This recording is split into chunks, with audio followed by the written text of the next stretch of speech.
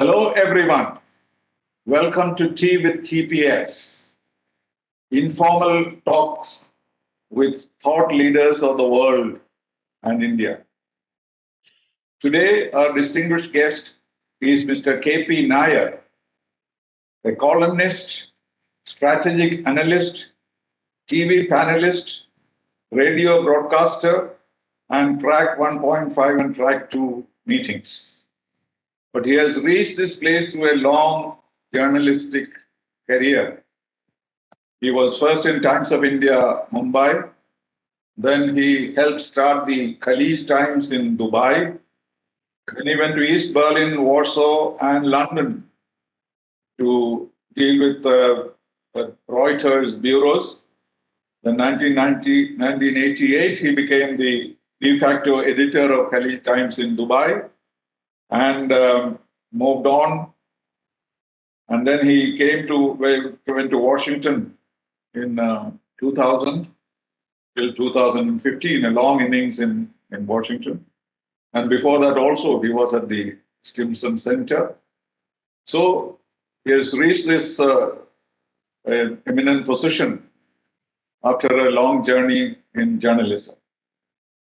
And I'm very happy that he has found some time to join us today for Tea with TPS. Welcome, KP Nayar. Thank you. Thank you very much. Well, our topic today is our Washington reminiscences, because in one way or the other, we shared a lot of experience of India-US relations, whether in Washington or Delhi or anywhere else. We were together in Washington for 1 year, that is 2000, one of the most significant years in Indo-US relations. But our reminiscences go back very much to the old days when you were a student of 15 years and sat in my class in Marimanian's College. And that is something I can never forget. It was a small class, but only two people I remember from that class. One is you and the other is Cherry George, who joined the Foreign Service. So you were two in a class by itself. So I had to teach the rest of the students at one level and the two of you at another level. This is my recollection. What do you remember about that? Well, I'm glad you mentioned the days when you taught me in Trivandrum, because otherwise I was going to mention it myself. And for that reason, from the age of 15 till now, you have always been Sreenivasan sir for me, and not just sir, I mean, typical in my Malayalam accent, I would say Sreenivasan sir, So throughout the program, I will be referring to you as sir and not as ambassador or your excellency, although you have excelled in your profession.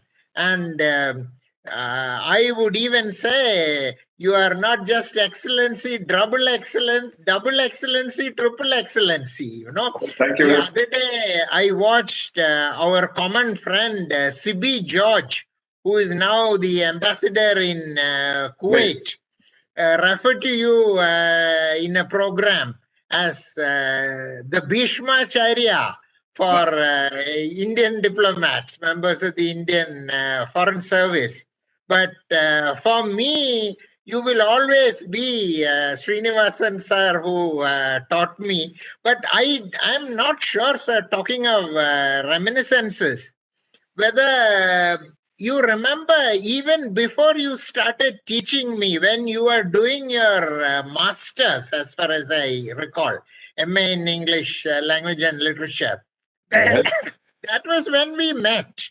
We met in the Kerala University Students Center near the Postmaster General's office in Trivandrum, where we were doing rehearsals for St. John, Bernard Shaw's St. John. I was the Dauphin, and I played the part of the Dauphin, and you had a very much more important role in that. And that was when that was where we first met. But of course, your reputation as a debater, as a budding orator, had already come to me before our meeting.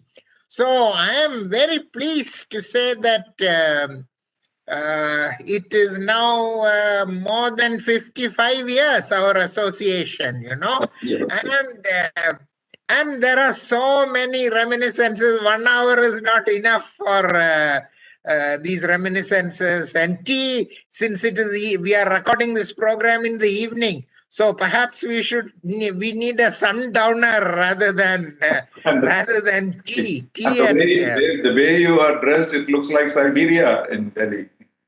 Well, in Delhi, I'm in Delhi now, and in Delhi, it's 8 degrees now. It's 8 degrees outside, but inside the house, it feels like 5 degrees probably, And unlike in many places where we lived, like Washington, and of course, you are in Moscow. We have no central heating in residences, Well, let us go back to our Washington reminiscences. What are on Indo-US relations? What is your overall perspective? How have you seen it develop since you started watching it, say, from 1990s till today? Your overall perspective on India-US relations. There is a saying which is almost a cliche, that about being at the right place at the right time. And I think both you and I, we were fortunate to have been in Washington, the right place always at the right time. I mean, 1997, you arrived in 1997, as far as I recall. And 1998, we had the nuclear tests. I was, of course, visiting Washington regularly, although I was posted to Washington only in 2000. But by the time I was posted there, things had changed after the nuclear test. The Jaswant Singh, Stroop Talbot talks had started. So, I mean, those were truly exciting days. Every day in your diplomacy, in your profession, diplomacy, and in my profession, journalism. The flow of adrenaline was so strong. Every morning we woke up and there was something professional to look forward to. But I would say even the Levinsky drama was going on at that time. Remember? Oh yes, of course, yeah. So add spice to all that. So in fact, some people even said President Clinton was very harsh on India just to distract attention from Levinsky. Yeah, but talking of the Levinsky episode, I cannot help reminiscing that because Monica Lewinsky lived in the Watergate building, and she was going to the coffee shop in the Watergate Hotel frequently. Well, the joke was, it was not a joke. Whatever it was, the Indian delegation to all these talks came. They stayed in the Watergate Hotel, and we used to say that the delegation insisted on staying in the Watergate Hotel only because they wanted to catch a glimpse of this Monica Lewinsky. In fact, Mr. Jaswant Singh and myself had breakfast next to her table one.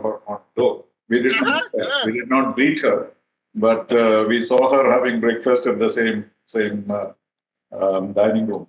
Well, so that was part of the story. But you have been through several presidents, like I did with Clinton, and then Obama, and later Trump. All these we followed, and you maybe more closely, and you watched them. So the India-US relations steadily grew, really, and that from estranged democracies to engaged democracies, and we are hoping that we'll become embracing democracies. Again, another old cliche. But that process was not very smooth. I came in 97 because Prime Minister Gujral wanted me to go there. because he was under the impression that Clinton would come to India in early 1998. You remember that? So my mission was to go and prepare for his visit. And then suddenly Mr. Gujral himself resigned, and he tried to get Mr. Clinton, even he was a caretaker prime minister, but Mr. Clinton said, no, I will come after the elections. And you know what, after the elections and many things. So my whole mission changed as a result of the nuclear test and so on. The visit did not take place till 2000. So these are all dramatic times, and perhaps the worst time in our relations was between, say, May 1998 to about June, July 1998, when the Talbot Jaswant Singh talks started. So what are your memories of those days? Well, we are now talking about the presidents. I mean, Clinton, Bush, and his several successors who had very good equations with India. But I feel we should not forget two others who actually started the process of engagement with India in motion. One is Father Bush. President George Herbert Walker Bush. He was the one who set the process in motion, you know. He was interested in India. And of course, he was he lost the presidency soon after the end of the Cold War. Otherwise, he would have been the one to start the process, you know, and get on with it, you know, if you remember. And the other person really who picked up the threads of where Father Bush left off is Hillary Clinton, you know. I was with the Telegraph in those days, and Hillary came to, as First Lady, she came to Calcutta representing the United States at Mother Teresa's funeral. She represented the United States, and I was at the funeral. And she was greatly impressed with India on that visit, and especially Calcutta, you know. Later on, once after she became senator, once she told me, in fact, at the launch of our Senate India caucus on the Hill, she told me I got her to sign her book, It Takes a Village. And then she told me about the visit to Calcutta and how she came back, and she told her husband, if I remember right, daughter Chelsea also came with Hillary to Calcutta. I'm not entirely sure. But she said when she was signing my book, we happened to have a chat, and she told me that she came back and she insisted. Bill Clinton was not very much interested in India as president. I mean, he had other bigger fish to fry. And Hillary Clinton actually badgered him, you know. This I know, even though I was not very sure about Bush, because Bush probably felt comfortable with India during the Gulf War. That is probably what may have changed his mind. Otherwise, President Bush does not have a record of having been very friendly with us. Because at the UN, when we were pushing for China's admission, he was the permanent representative. Remember, when China was admitted, he was very, very angry with India that we were pushing the Chinese admission. But it is quite possible that during the Gulf War it changed. But of course, Hillary Clinton was always a fan of India in many ways, and also Mother Teresa. And that is after that Clinton asked for that study on India-US relations. Remember, 1997, an expert group was set up to see why India-US relations were not so good. And that is where the whole thing started. And then he started talking about a visit to India, saying that how India is a gap in his life. He has not been to India, and so he would like to go. Yes. And then he met Mr. Gujral. Everybody said Mr. Gujral should not go and see him because it will be a trap, because Nawaz Sharif was also going to be there. Remember, both of them were not supposed to be there at the same time. But Clinton suggested meetings, bilateral meetings, and the rumor in Delhi was that Clinton was trying to mediate between India and Pakistan. So Mr. Gujral went there and there was a lot of criticism. So Mr. Gujral came back and said, I didn't see any trap. You know, he was He was talking to me like a schoolboy, enthusiastic about India. So I told him, come, and he has agreed to come. So he told me, I was in Nairobi. He said, go now, go to Washington. And that's how I landed up there. So that study was started off this. And there was a tremendous amount of interest in India between then and the May 11th explosion. So that was an experience that I'll never forget, because we used to go to the State Department, Ambassador Naresh Chandra and myself, wanting to talk about this. But they said there is nothing to talk. You have committed a crime. You tell us what punishment you want to take. We suggested that you can go to India for discussions. We can get somebody to come from India. Till June, July, they did not even agree to talk to us. And that was really the diplomats sitting across, and also people who are very well known to us, like Rick Inderford and others, sitting across the table and nothing to say. They don't want to hear anything from us.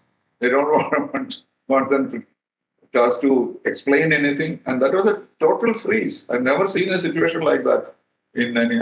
I call it the nuclear winter in Washington. Because you were not there at that time, but I'm sure you felt it back in India. Forgive me for going back to Father Bush. I mean, we now forget that it was Father Bush who commissioned that first paper. I mean, you talked about that study group on India. There was that, I forget the name of the document, what it was called, but it was this admiral or general from the Pacific Command who was asked to do this. That was the first comprehensive study. I think it was 1991, which actually started the process, but it was dusted up, and then later on, it was only after the nuclear test that it was brought up again. 97 study was more academic, think tankers, Steve Cohen and people like that. And that was the Clinton study. And before that, of course, there was this proposals for defense cooperation even, you remember? Yes. So, and all these had happened. But the story begins, as far as I am concerned, with Clinton's study and the rapid progress we made till May. And then suddenly the whole thing collapsed. So that is because he was upset more because they did not know about the tests. Neither the CIA nor anybody else was able to detect that we are having a test. And he heard it from the State Department. That is what offended him more than anything else. And so he said, I'll come down on these guys like a ton of bricks, he said. And he did. Yes. Madeleine Albright also said that we shot ourselves in the foot, I think, right? Yeah. That was the expression he used. But President Clinton, as far as I recall, was completely bowled over by the visit, right? I mean, when I say bowled over, I mean not only the fact that she had Jayaprada as the minister, equivalent of the minister in waiting, I think from Hyderabad to Bombay. And people, when in Bombay, she handed the president to the Maharashtra counterpart, so to speak. I was told by people at the meeting that she was President Clinton was very disappointed that Jayaprada was leaving the entourage. But that apart, in every way, Clinton was bowled over by the visit. I remember his address to Parliament. He was bright. I mean, he absorbed things very deeply. And his speech was tough. He started speaking in the address in Parliament about Kerala, because he had studied about Kerala. And he was praising Kerala, and there was no reaction. And he asked, "Isn't there anybody from Kerala in this hall?" And then suddenly the members of Parliament from Kerala, they realized that he was. I think in his American accent, it didn't register with them. So suddenly they all jumped up and they started clapping when he specifically said said Kerala, you know. But the thing about that speech was, it was a very tough speech. He was telling us off. He said, you don't need a nuclear, weapon for India's status and India's prestige. And everybody took it as a compliment. What he was telling them was, you're wasting your time doing this. And people were jumping over their desks, members of parliament, to greet him and to shake hands with him, etc. But if you read the speech, you will realize that it was a very tough speech. He said that we had to do all these things because you are on the wrong track. You are destroying the nuclear non-proliferation regime. He did not mince words. But at the same time, he was very, very open, and he laid the foundation for a new architecture in India-US relations, minus nuclear regimes. That is what it ended up. But his visit was possible only because of those 2 years of talks, and that is a story in itself, Jaswant Singh and Talbot. But it was mostly two of them together, so we don't know very much about what they were talking. But our Talbot had set what are called benchmarks, you remember? Yes. 4.5. Yes. 4.5 was better relations with Pakistan, which of course Jaswant Singh rejected totally. And our objective was to get the sanctions lifted because the sanctions have completely upset all our plans. And but Jaswant Singh will not use the word sanctions. He said we are here to have an exchange of views. He'll talk about the village in Rajasthan and his studies in the United States and so on. And then he would ask Ambassador Naresh Chandra to raise sanctions at the end of every session. So it was a kind of double game he played. But it led to an understanding on India's position on nuclear issues. And the fear that they had, at one time they were afraid that this might be used against the United States in some way, somewhere. That was their fear. At least that was. And also the fact that it was directed against Pakistan was also somehow, toned down. It was more China rather than Pakistan. So that exercise led to Clinton's visit and then Vajpayee's visit to Washington. Don't you think? Yes, but Jaswant Singh was remarkable. I mean, I looking back, his passing away and the accident he had, which led to his death, was really tragic. He still had a lot to contribute. He was truly remarkable. I mean, you mentioned the benchmarks. He had a way with words, right? Right. And I remember that, these talks, the comprehensive talks between him and Strop Talbot were a success because Jaswant Singh used to rehearse, Well, I mean, before going to these meetings, he would rehearse with Rakesh Sood. Watergate Hotel. He's Yes, a difficult person to manage because he'll ask for Rakesh Sood and Rakesh Sood and your successor who came as DCM. Alok Prasad. Yeah, Alok Prasad. Alok and Rakesh would represent the Americans and Jaswant Singh would be Indians. And, he really came prepared. And the Americans didn't expect it, I think, I mean, Vajpayee once told me that when the Americans come to me, even Americans outside the government, people like Stephen Cohen and all, when they meet him, Vajpayee said that it is as if, Americans have made a list, and when they talk to me, mentally they are ticking off 1, 2, 3, 4, 5, I mean, but the Americans were, until Jaswant Singh, the Americans were never prepared for from politicians. I mean, people like you, diplomats are different. You are trained in this. From politicians and ministers, they never had that kind of a thing, making an agenda. He didn't take any of his briefing papers to the meeting. He forwarded the book and sat there. And then he was inventing. It looked as though it was coming from his heart. That is how. So it was very difficult for Talbot to, push his points because he will digress.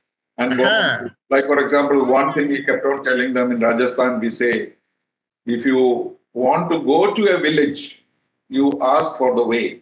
If you are not interested in going to the village, why ask for the way? So it took some time to understand it. So he was saying that whatever we are saying must lead to something, but at the same time, we have to cover a lot. So it was a tremendous, but the whole document has not come out yet. Both of them have written books, both Albert and Yes. Jaswant Singh. Right. So we have a fair idea of what happened, and also some of the Ah. briefings we had in the embassy. But one thing remarkable is that each one complemented the other. Normally, when we write books, we always say, I was right. Autobiographies are always right. But in both these, they said we had very difficult, counterparts, interlocutors, because it was very difficult to catch up with each. And both of them have said that in their book. And that is really complimentary to both. And they're really remarkable people. And all the nuclear deal that was signed later, it all came out of those 2 years of talks.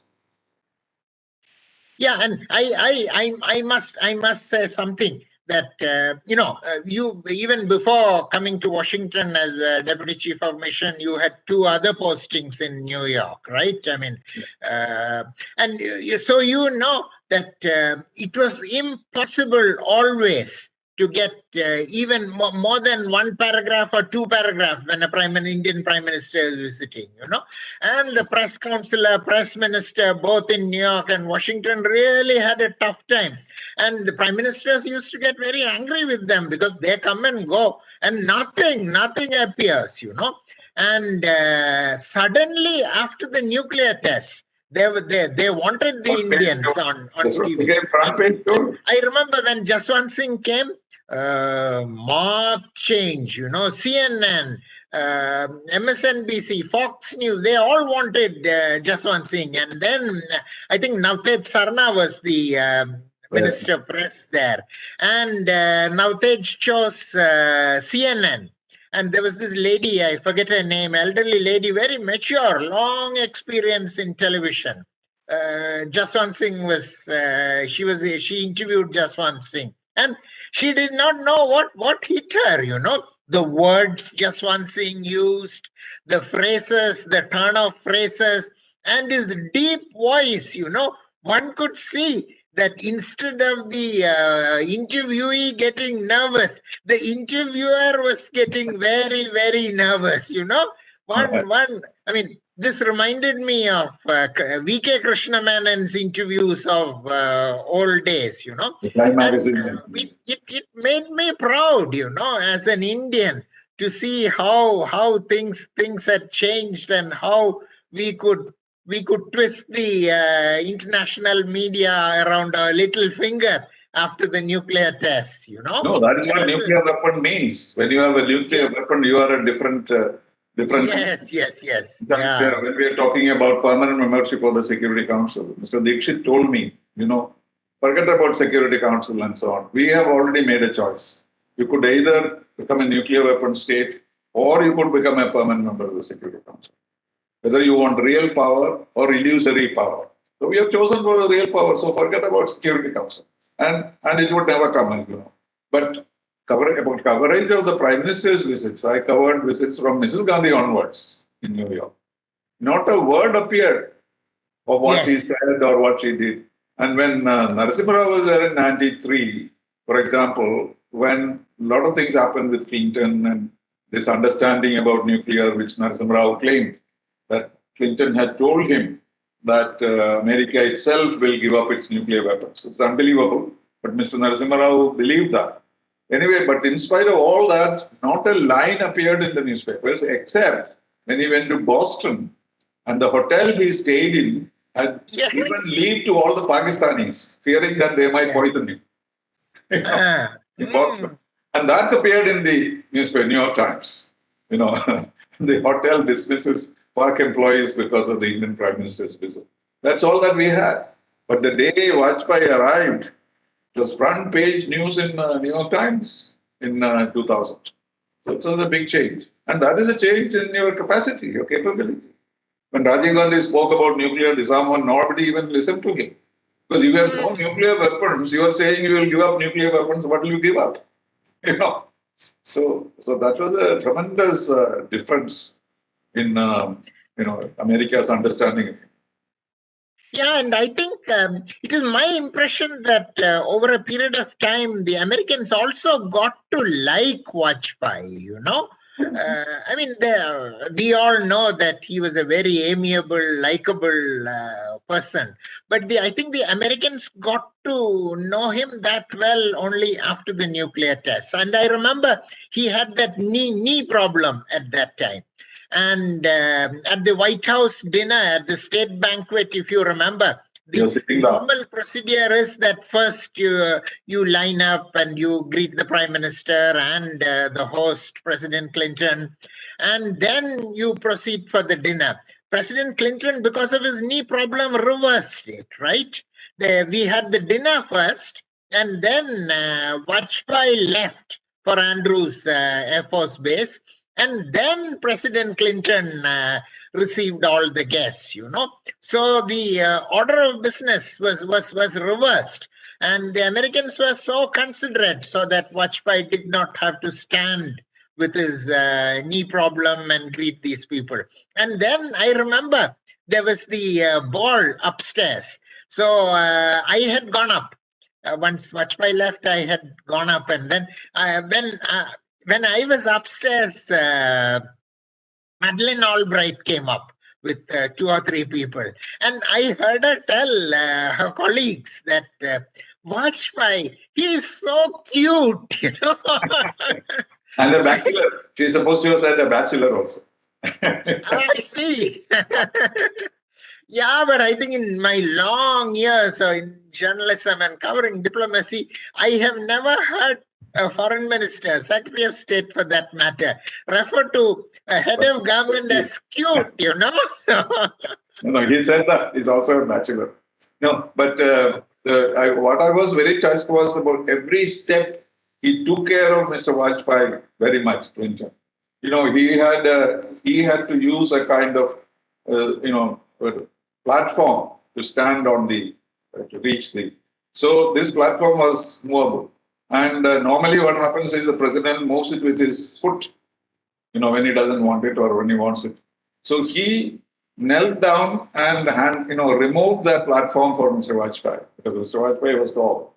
And he did it personally himself, you know. So he was, and also the first time when all the guests arrived, they were both sitting down, not standing up as they used to do.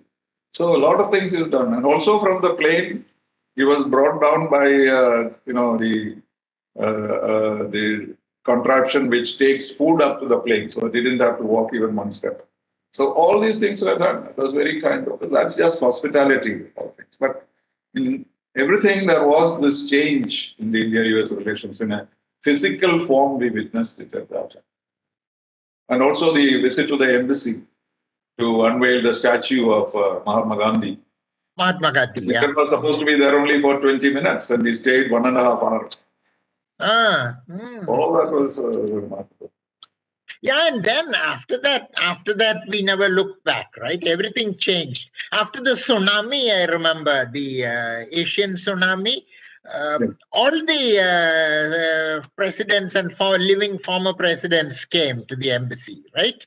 To express solidarity I had left with India. That was 2004. Right. Well, so let us talk about, because there is very little time, we have been talking a lot. How about Bush and his idea of the nuclear deal? What prompted him to do that, you think? You know, I have never told this story to anyone. When Yashwant Sinha came as External Affairs Minister, he was given a meeting with Bush. So, the usual drop-in, External Affairs Minister by protocol cannot have a meeting with the president, right? So he dropped in, the usual drop-in. The president dropped in at one of the meetings with that Yashwant Sinha was having in the executive office building at the White House. And they had a chat, Yashwant Sinha and President Bush. And that evening, Yashwant Sinha was at the embassy. And I asked Yashwant Sinha, why is it that he is doing all this? You didn't send troops to Iraq to help him in the war. You don't do anything he asked. And yet, he is so good to India and he wants to do things with India. So Yashwant Sinha had a very interesting explanation. And he said, everyone, there's so many jokes about George W. Bush's intelligence, you remember. And many people believed that Dick Cheney, Vice President Dick Cheney, was the real president of the US, right? So and yet Yashwant Sinha, no GK. So, yeah, and Yashwant Sinha told me, Mr. Nayar, somebody has put it in his mind that India is a good country. And that has stuck in his mind, black and white. That has stuck in his mind that India is a good country. There's no changing it. Whatever we do, whatever we don't do, it remains with him. So Yashwant Sinha's explanation was that was why George Bush persisted. So much of truth in it, because whenever there was a problem or fundamental issue when nuclear deal was being negotiated, he would call the American negotiator and tell them, I want this done. I don't care how you do it. No, don't discuss details with me, but I want this to be done. And that we knew. So we could be tough with American negotiators, but somehow the president intervened in order to make it go. And that was rather important. And that may have been, as Yashwant Sinha said, maybe for different reasons. He probably did not think it through or whatever. But that was, and Clinton, of course, was clever and he was managing it. President Bush kind of, reached there, and then the nuclear deal was, otherwise it was impossible. When I left in 2000, I said, whatever we can do with the US, being done, nothing more can be done. So the nuclear issue was so complex. And even if somebody wanted to do it, could not be done. But only President Bush could cut the Gordian knot, as it were. And that was quite I mean, you are right about the president's intervention. I remember the predecessor of the nuclear deal was what was called the NSSP, Next Steps in Strategic Partnership. When the next steps in strategic partnership was announced jointly, and when the announcement was made, President Bush was in Mexico. And Vajpayee was, our prime minister was in Delhi, and you won't believe it. With great fanfare, the NSSP was announced, and within an hour, Mark Grossman, who was then the Undersecretary of State for Political Affairs, I think, which is the equivalent of. Yes, and he called us, Mark Grossman called us within an hour, the Indian journalist, and he gave a briefing. It was on background, not to be attributed, not to be quoted. And Mark Grossman was so pessimistic, He said as much that this is all not going to work, I mean, the president announces this, but the bureaucracy is shooting it down. And during my years there, all the time I found that if it were not for the president's intervention, nothing would have happened, because the State Department bureaucracy was completely skeptical about us, and they were not supportive. Also, the Congress was not very favorable. And also, sir, you had left by then. The final stage of the nuclear deal, there were sticking points, and our delegation was there. Shiv Shankar Menon was, as the Foreign Secretary, was supposed to leave, and it was some media outlets, TV in India, in fact, reported that the nuclear deal has fallen through. So I mean, I am very proud to say I was with the Telegraph, and I was the only one on that night to write that no, it is not true. And Do you know how I got this story? It's a very interesting story. The outside the Villa Intercontinental Hotel where our delegation was staying, Shiv Shankar Menon and others. I went for a walk, and the drivers were there, the embassy drivers and the other drivers whom we had hired for the delegation.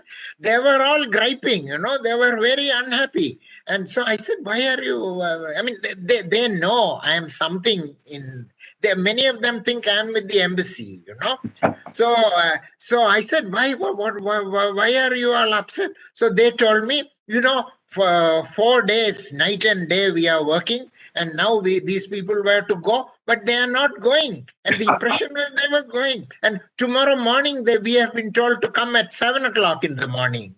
8 o'clock there is a meeting. So I said, 8 o'clock, where is the meeting? So they said, with Vice President Cheney, we have to go to the Naval Observatory, which, as you know, is the Vice President's residence. So I got a story that the delegation is not going, and tomorrow morning the Vice President is going to meet Shiv Shankar Menon and others. So I wrote a story immediately that the deal is not off, whereas most others said it's off. And when next morning they met Vice President Cheney, it was Dick Cheney who sorted out the final problems about reprocessing and all that. And then the nuclear deal came through, So it was always political intervention at the top which facilitated it, because the bureaucracy was always against us. They were not supportive of us. Not at all. They thought that we were too clever and were managing it, without signing the NPT, getting away with everything. Because they are all very, very, nuclear ayatollahs, as they are called. And they believe in the absolute purity of. Even now, they have not accepted this nuclear deal in its pure spirit. They will yes, say, yes, but finally they say you have not signed the NPT. That keeps coming back and forth. And all the promises. Yeah, I have to tell you, now that you say it, I have to tell you one more reminiscence, sir. After the nuclear deal was signed, everything was done. There was an annual meeting at the US India. Was it 2008? You're talking about 2008? 2008, yes. Yeah. The annual meeting at the US India Business Council, Prime Minister Manmohan Singh and, Condoleezza Rice was the, Secretary of State Condoleezza Rice was the chief guest. And Prime Minister Manmohan Singh sent a basket of Alfonso mangoes through Sanjay Baru, who was his media advisor. And at this US-India Business Council meeting, after Condoleezza Rice's speech, Sanjay Baru went on the stage and gave this basket of mangoes, saying it's a gift from the Prime Minister. So there were some people from the State Department who were sitting at my table, and they said, one of them said, we give them the nuclear bomb, and what we get, all that we get in return is a basket of mangoes. Good. No, they always grudge that. Now let us come to the Obama romance with Narendra Modi. How did it work out? Sorry, I didn't get you. When Obama came to India in 2010, he was very disappointed. You know that. He did not get the fighter aircraft contract. He did not get the nuclear contract. He was just about to contest the next elections. So he was very displeased that he was not able to get the kind of deals that he expected. And so he became very sour.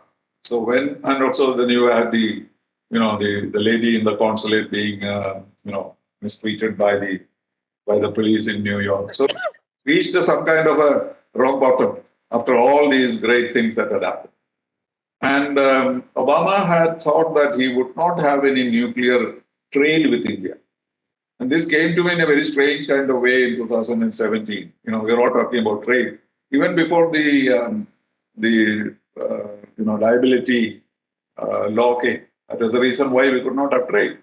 But I was told from the White House that Mr. Obama is not interested in trade with nuclear trade because we don't want to be accused of strengthening India's nuclear capability. I had reported that it become big news. A lot of companies called me and said, "Oh, what's all this you're going to sell? Who did you say, etc." But I said, I can't sell the source, but this is what I've been told by the White House. So, but then when Mr. Narendra Modi became Prime Minister, and he went all out of his way, even though he was denied a visa, he didn't mind that. First chance he came to Washington, made a big, show of his support that he gets from the Indian community. The stadium visit and all. And then suddenly there was a big transformation in Obama. He came again to India in 2015. First time as president comes to India a second time. Do you remember those days? Yes. Yeah, I would say that Obama was more realistic about India. And after the expansiveness of George W. Bush, I feel that the relationship acquired a semblance of realism under Obama. And I would not say that, I would not use the same words that you used, that the relationship reached rock bottom. I would say it hit a plateau, and you can't have a nuclear. You can't have a. Sorry. Yeah, there was no business taking place between the two countries. That's what I meant. Yeah, but no business took place under Trump either. No, I mean, we didn't want any business. No, I mean we started with the trade deal. Then the Americans talked about a limited trade deal during the visit, but we didn't want anything to happen, right? That's another bromance that we know about. Apart from the Obama bromance, there is a Trump bromance also, for different reasons also. I think our approach to Trump was quite correct, because you see, supposing there was a trade deal, Trump never went into any detail, right? So the U.S. Trade Representative and the Commerce Minister would sign the deal and all that, and on the way back, on the flight back, he would be briefed about the trade deal. And suddenly he would be upset. We didn't get this, we didn't get that. And he will go there and rave and rant in public. That was his style, right?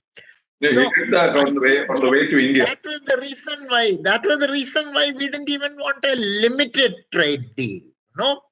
I feel that our calculation was that, okay, this first term, we will make him happy, We don't want any wrinkles. We will invite him to Gujarat. We will have these million Indians greeting him.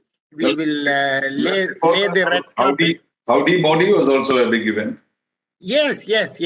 And I think our calculation was that if he won a second term, we could probably do business with him in the second term, but that the Prime Minister said that, no? Agle bar.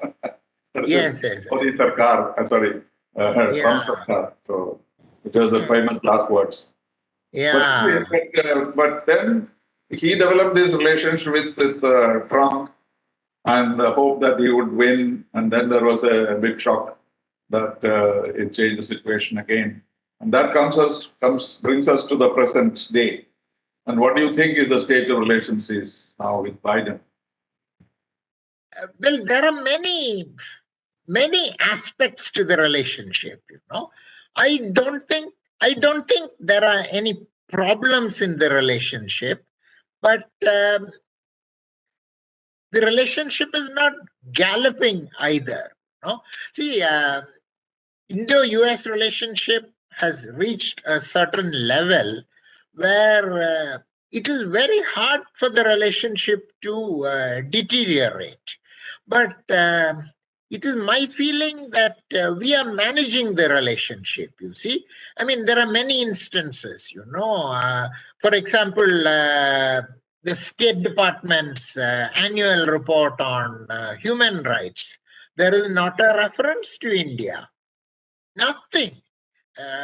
Similarly, the U.S. International Commission for Religious Freedom. it's a it's a congressionally mandated body, and they were scathing about India. But look at the State Department also has a report on international religious freedom.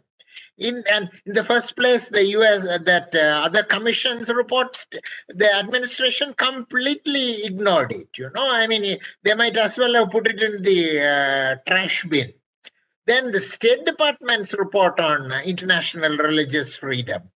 There's nothing adverse about India.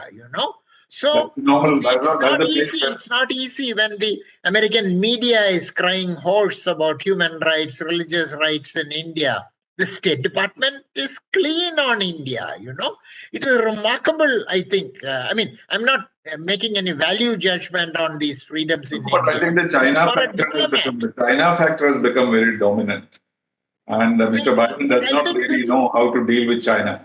And so he thinks that India is very important in that game, with the Russians on the one side. So that, I think, is the game which is going on. But I think I think these are being managed on their own, standalone. And look at the Trump was very cooperation in clear. health. Even if not Trump, Pompeo was very clear that they were standing by us, and Ladakh, they are the ones who stood by us like a rock. Yeah, they were even willing to.